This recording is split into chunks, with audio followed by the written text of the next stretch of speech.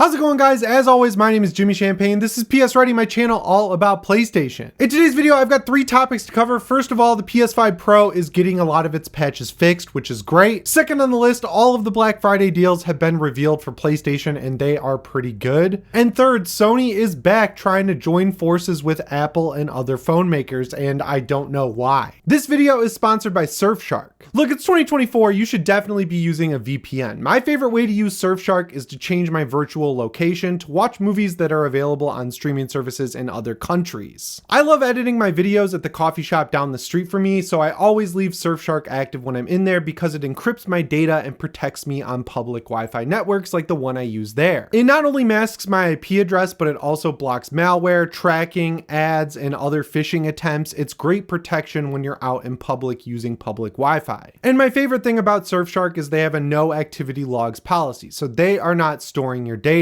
When you're ready to grab this VPN, go to surfshark.com/PSReady for 4 extra months of service at an unbeatable price. Once again, huge shout out to Surfshark for sponsoring this video. So let's start out with this first news story here, which relates to the PS5 Pro. So earlier in the week, we talked about how the patches just aren't good enough. There are a few really good standout ones, like of course Hogwarts Legacy, which is like eye-meltingly amazing. You've got Spider-Man 2, which looks incredible with its new ray tracing features. We talked about Callisto Protocol in the last video getting 8K support in its quality mode, so there are some really good standout patches. But a lot of the releases that people like myself wanted to go back and play, like Silent Hill 2 or Jedi Survivor and even Star Wars Outlaws, are just getting patches thrown out there into the wild ready for launch that aren't actually ready for launch and make the games look worse. Jedi Survivor got flickering, it got rough textures, it just got a bunch of messiness thrown into the graphics that makes somehow PSSR look worse than FSR. Silent Hill 2 got its reflections removed, the rain moved inside the buildings for a lot of people, and overall the stuttering was for some reason increased. And Star Wars Outlaws performance mode increased the resolution but makes it run just as badly as it did before in performance mode, so a lot of people were looking to play the PS5 version of the game, not the Pro version, and realized that unlike Spider-Man 2, a lot of these games that are getting updated with Pro patches are having the PS5's original performance and quality modes removed, which ironically would fix a lot of these problems. Now EA and Respawn kind of came back pretty quickly, I would say, with the response saying that they're aware of the issue on PS5 Pro and they're working on fixing it, and Bloober Team responded in like a 15 tweet thread saying they're working on it as well.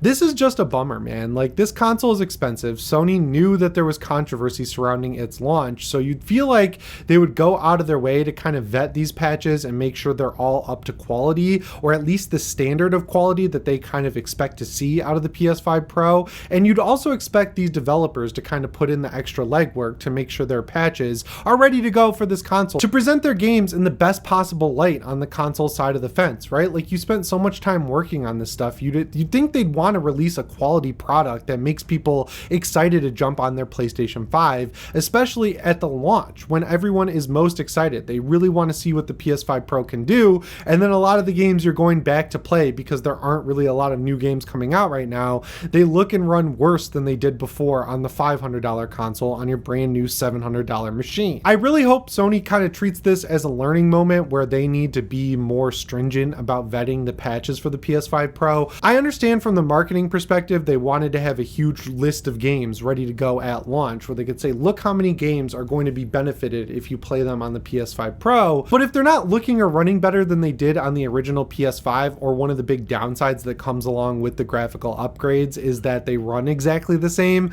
I don't think it's really presenting this thing as worth it to a lot of people. And with Black Friday and Christmas coming up, you want to present this in the best light possible to make people want to buy it, and you're already fighting against a very highly inflated cost at the top. They just need to kind of reformulate the marketing strategy here, because as someone who owns the PS5 Pro, I really love it. I think it's been awesome playing games like Black Ops 6, Hogwarts Legacy, and a billion other games that I went and tested out. I finally get a pretty much rock solid 60 FPS out of Space Marine 2 2 at a really good graphics setting, which I can't even do with my 4090 enabled laptop that I have on my desk. So as far as the games I play go, I've been consistently impressed. But I was considering playing Star Wars Outlaws if I could find it on a good Black Friday sale, especially with the big patch that's coming out on November 22nd. But like, if it's not running better on the PS5 Pro, that makes me less excited to try it out. So hopefully these developers kind of get their act together and Sony does a better job at kind of saying, hey, if you're putting out a PS5 Pro patch, make sure it actually looks and runs better or correctly at all in the first place in the case of Bloober Team, because that one's just embarrassing. But anyway, that brings me to the second news story here, which is that we finally got the official Black Friday deals from Sony, and there are a lot of good ones in the mix, so listen up. All of these deals start on November 22nd, which is the Friday after Thanksgiving, Black Friday, and they run all the way until Cyber Monday, which I think is like December 1st or 2nd. So you've got a good few days to get your Christmas shopping out of the way for the PlayStation gamer in your life. So the first thing that's on sale is the PS5 console itself. We kind of knew this was coming because Sony put out the trailer early, and that trailer only featured the digital model of the console, but based on announcements that they've made overseas, it looks like the disc-based console is going to be on sale as well, and both of them are going to be $70 off. So the no disk drive model of the PS5 Slim is all the way down to $380, which is a great price, but I would recommend picking up the disk drive model because it'll be $430, which puts it lower than the regular price of the disk drive list model of the PS5 Slim. You're saving $20 and you're getting a disk drive included with the console. Now, even if you buy a lot of your games digitally, I would say it's worth having the disk drive so you can play your PS4 games, pop the disc in and you'll be ready to go. And physical games traditionally are a lot cheaper. On my friend Jake's podcast, Friends Per Second, they had John Linneman on over the weekend from Digital Foundry, and he was talking about how for Lords of the Fallen, that game's $80 if you want to buy it on the PlayStation Store with the edition that they're selling, but he was able to get it on disc for $15, and that's not an outlier. There are so many games like Need for Speed Unbound. It's getting a huge update that brings in motorcycles, which is awesome, and the M3 from Most Wanted, which is even better. That game you can get for like $10, but it's basically full price on the PlayStation Store. So if you're looking at a console for Christmas or just to buy on Black Friday, like you're finally going to make the jump up to PS5, save yourself some headaches down the line, pay the $430 for the disc drive one, you won't regret it. Every version of the DualSense is on sale for 25% off, excluding the DualSense Edge. So depending on which one you buy, you'll save more money. The regular colorways, so like black, white, pink, green, purple, you know, just the regular colored DualSenses, those are 25% off of $75. That would bring them down to $55, but the cool new colorways like the Deep Earth collection and the new Pearlescent collection, those are brought down to $60 from $80. So that's a pretty good savings. If you're looking to add more colored DualSenses to your collection, I would take advantage of this sale because that's the cheapest I've seen them all year long. The PSVR 2 is being brought down to $330 and $360 respectively, so the bundle and not bundled options. I wouldn't buy the bundle because the bundle comes with Horizon Call of the Mountain, which in my opinion is a mediocre VR game. I think VR is more worth it than ever at this point in time after playing stuff like Arkham Shadow, which I think is exclusive to Quest for a little bit, but will come to the PSVR 2 later. That was incredible. And I'm also about 80% done with Metro Awakening.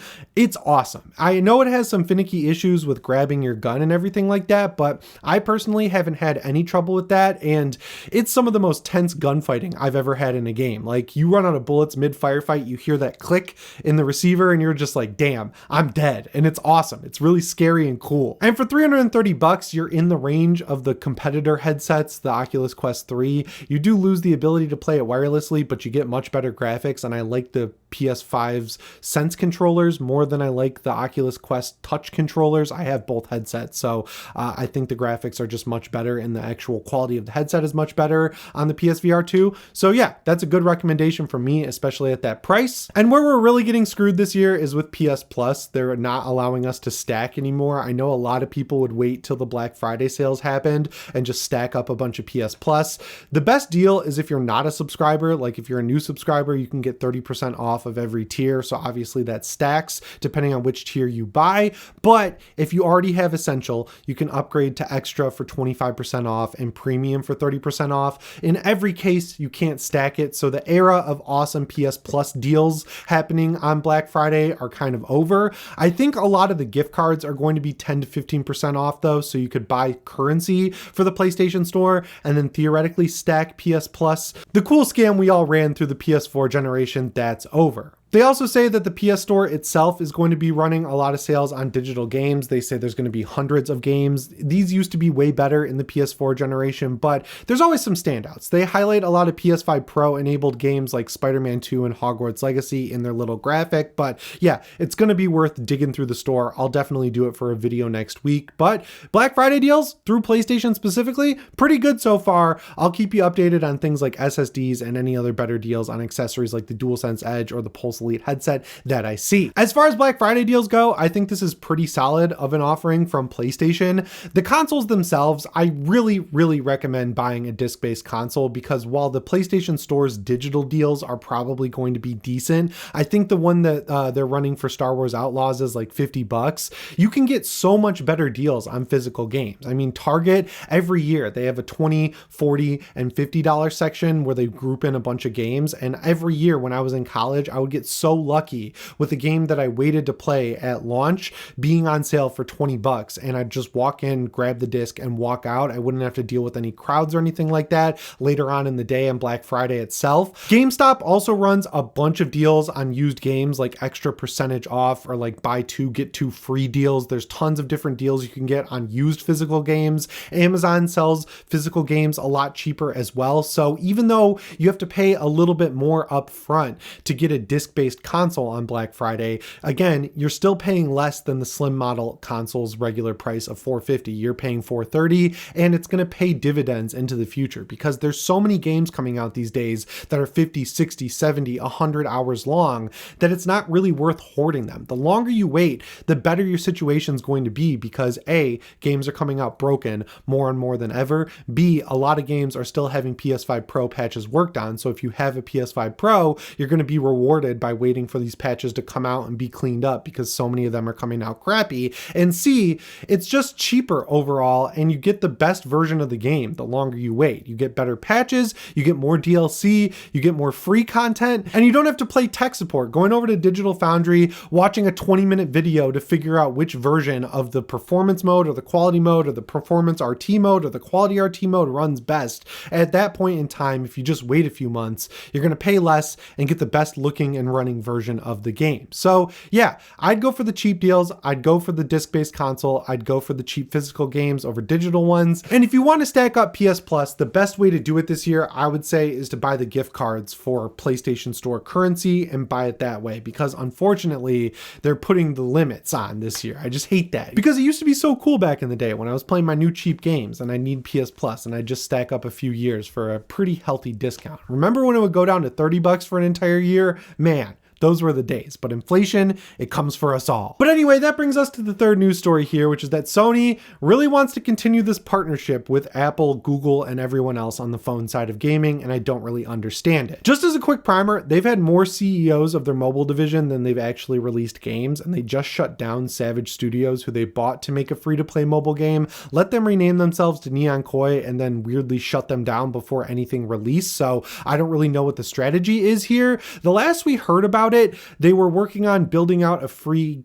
app store for iPhone and Android that'll let you play some PlayStation games that are specifically made for mobile. My suggestion at the time was make it a classic store that allows you to buy PS1, PSP, PS2 classics and run them off your phone because everyone's doing it anyway with the new emulators on the App Store for free. So why not make a little bit of money adding in PSN logins and trophy support? But they're really setting their sights on these free-to-play games like Diablo Immortal, Final Fantasy XIV Mobile, I don't know, Destiny Rising, these games that aren't even worth playing because they're just massive time and money sinks, but people get addicted to them and throw a bunch of money in. The new update there is that they've upgraded 2 key players in the mobile division to CEO. I don't really care. I'm never going to play a lot of these games. I wish they would just make an app store that allowed me to play PlayStation classics on my phone and get trophies and have my saves transferred to my PS5. But with so much money from whales dumping all their cash into free-to-play stuff just sitting there, it makes sense sense why Sony wants to get into the mobile division. I just wish they would really focus on making good quality games instead of making money hand over fist, you know, because as crappy as the monetization is in Diablo Immortal, it is really fun to play. It's like a stripped down version of Diablo 3 that you can just boot up when you're on the treadmill, and I had a lot of fun with it until it started begging me for money, and I promptly deleted it. I'm just not into games like that, and I think the vast majority of people watching this channel are the same. Like, who plays phone games anymore? They just steal your money. But yeah, guys, that wraps it up for this jam-packed episode of PS Ready. Let me know what you think down in the comments below. Remember to subscribe and set your notifications to all if you haven't already. As always, my name is Jimmy Champagne. I'll see you in the next one. Thanks for watching, and shape on.